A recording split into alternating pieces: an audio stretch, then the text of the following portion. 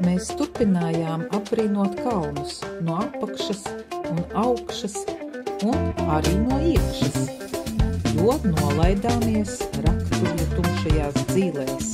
Un tad vēlāk vakarā Svētceļnieku hostelī aizkadrā kristīgi dalījām maizes riecienu.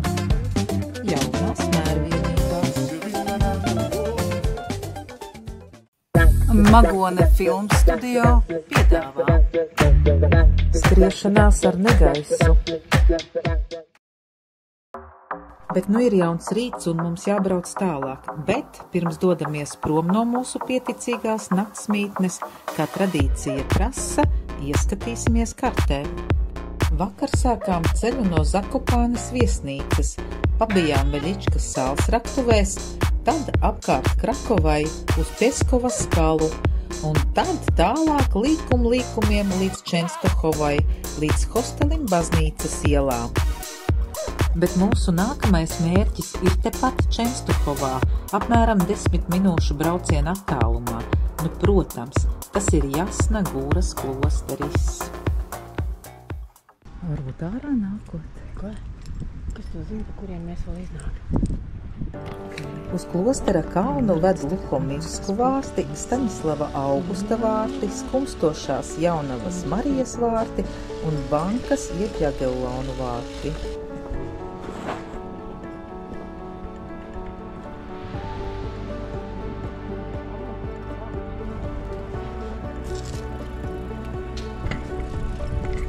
Savu atstātu kameru noziedot. Mēs viņus zināt, ko to darīt.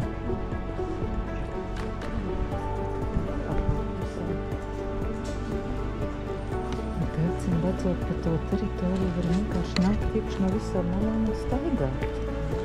To nekas nav jāmaksā.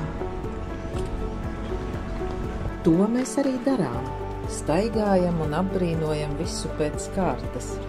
Svētā Krusta un Jaunavas Marijas piedzimšanas bazilika ir tik grezna, ka par to staigājot aizraujas elpa un laikam arī trīc rokas.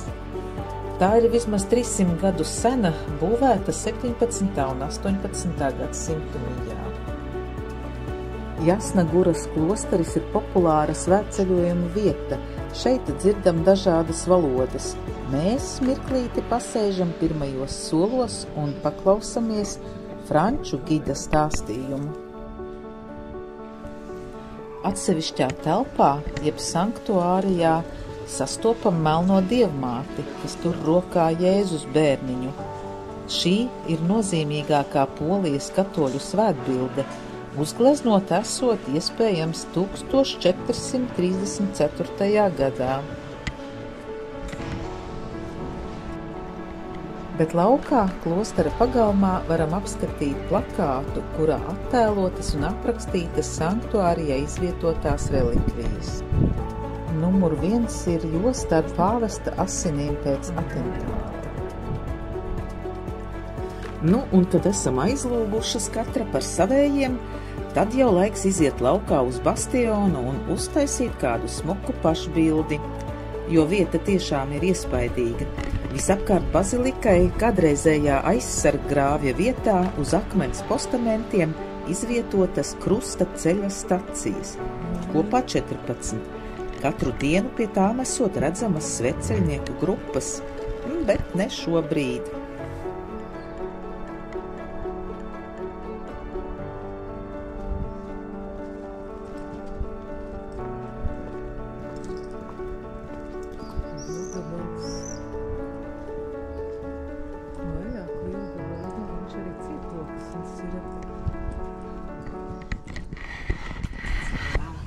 Nu ko, neliela pauzīte benzīntankā un tad dodamies, braucam tālāk.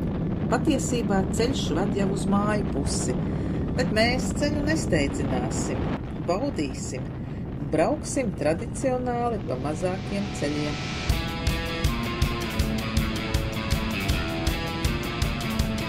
Debesis pēcpusdienā apmācas, un mums tieši priekšā redzama pavisam satumsusi pamala. Tāpēc bažīgi un ļoti veicīgi braucam uz viesnīciņu, ilgāko pauzīti esam rezervējušas Ostroļenkas pilsētas nomalē. Nu, reku šitā izskatās mūsu numuriņš tagad tādā. Viņš vispār atrodas benzīna tanka ēkā. Tā mums tāda plaša tolete ir. Ļoti skaista, viss jauns. Un tad mums te ir spogulis, un tad Inga vingro, te mums ir skapis. Skapis rev uz kādām šitādu aiztaisāmo. Piespiežās un atspiežās. Te mums ir ķiveres ieliktas un vēl kaut kas. Un te mums ir gultas, mums tāds slīpums. Mēs esam tā kā virs benzīna tanka otrā stāvā. Un te mums ir televizors un tāda neliela istabiņa. Un tad, kad iziet ārā, tad mums te ir koridors un te ieslēdzās gaisma. Un tad te ir tāda virtuve. Un virtuve ir viss, kas vajadzīgs. Ir traukmašīna, veļas mašīna, mikrene. Te ir galds, leduskapis un plīts. Ko tad? Toleti? Un pie virtuves te vēl ir otrā tolete. Liela te ir žāvētājs, fēns ir un liela smuka duškabīne. Tāda. Nu, ot šitā. Tur iet trepes uz leju. Un lūk šīs dienas karte, kurā redzams, ar cik lielu līkumu esam Varšavai garām pabraukušas. Nu, lūk, tad ieraksts vēsturē. Lielā vētra jau ir pārgājusi, lietas vēl līst, bet pirmīt bija zibens dārdoņa, pērkona dārdoņa zibens, šāvieni, plīkšķi. Un tie koki locījās. Mums ir kāda stundiņa līdz izrakstīšanās jau. Un ceram, ka nedzīs mūs ārā. Reku lietas ir pārgājis.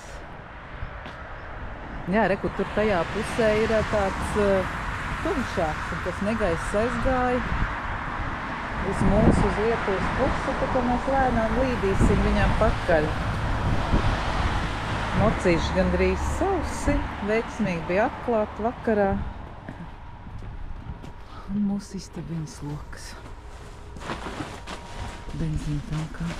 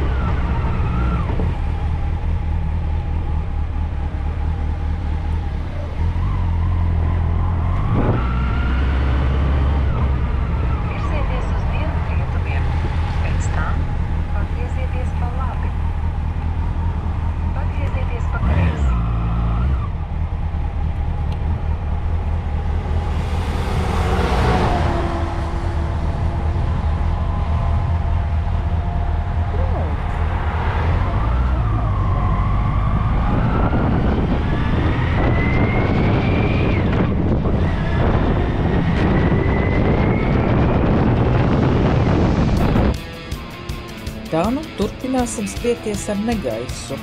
Vakar mukām, šodien centīsimies nepanākt.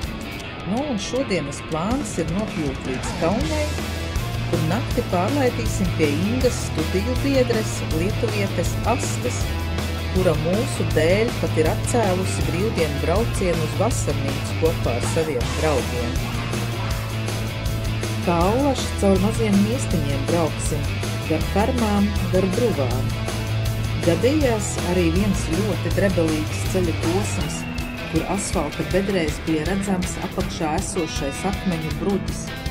Nu, diezgan izaicinoši. Un pat ja ceļš bija gluds, tad reizēm mums pašām netik gludi gāja ceļu meklējot. Lūk, te viena epizode.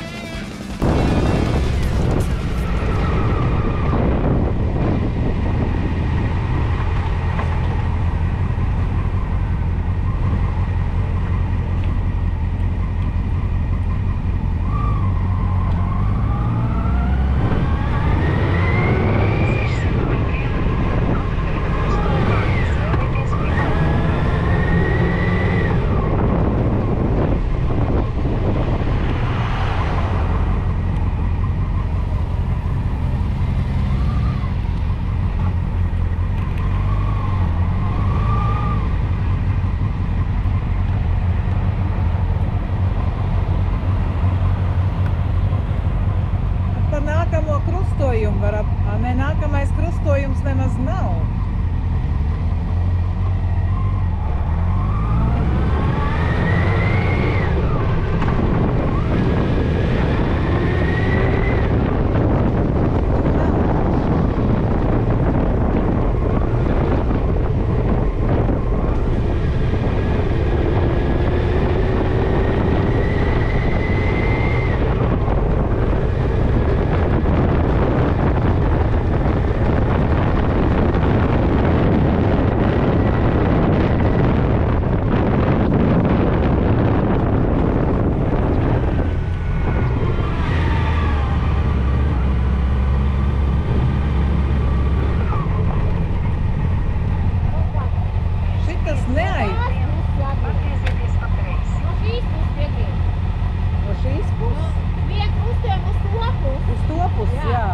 Bet braukšu šitai tā, kā mums laiks ir, davai.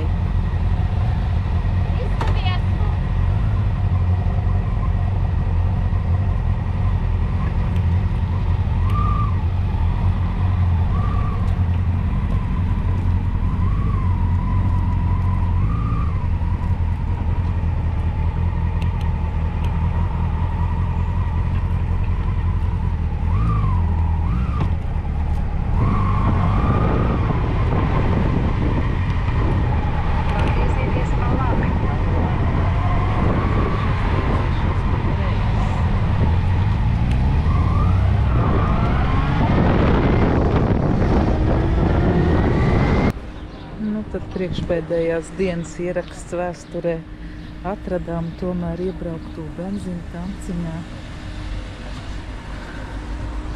Mums kafijas pauzīta.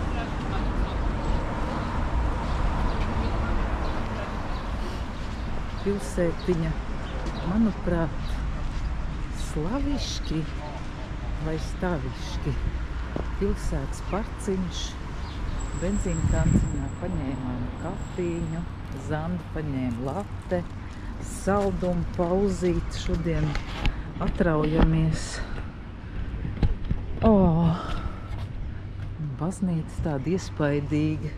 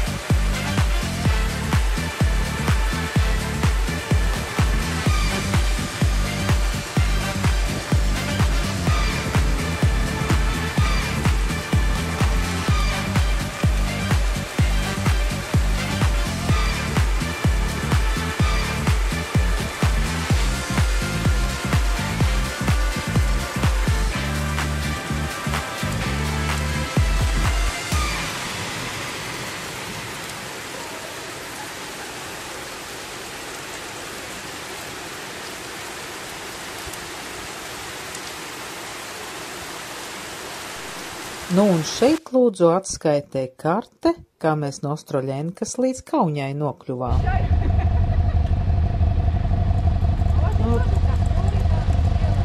Ieraksts vēsturei atvadāmies no mūsu lepnās namamātes, Askas Kaunijā.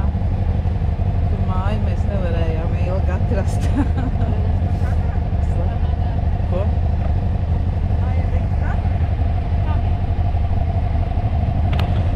Будет фильм потом художественный про то, как нас принимали.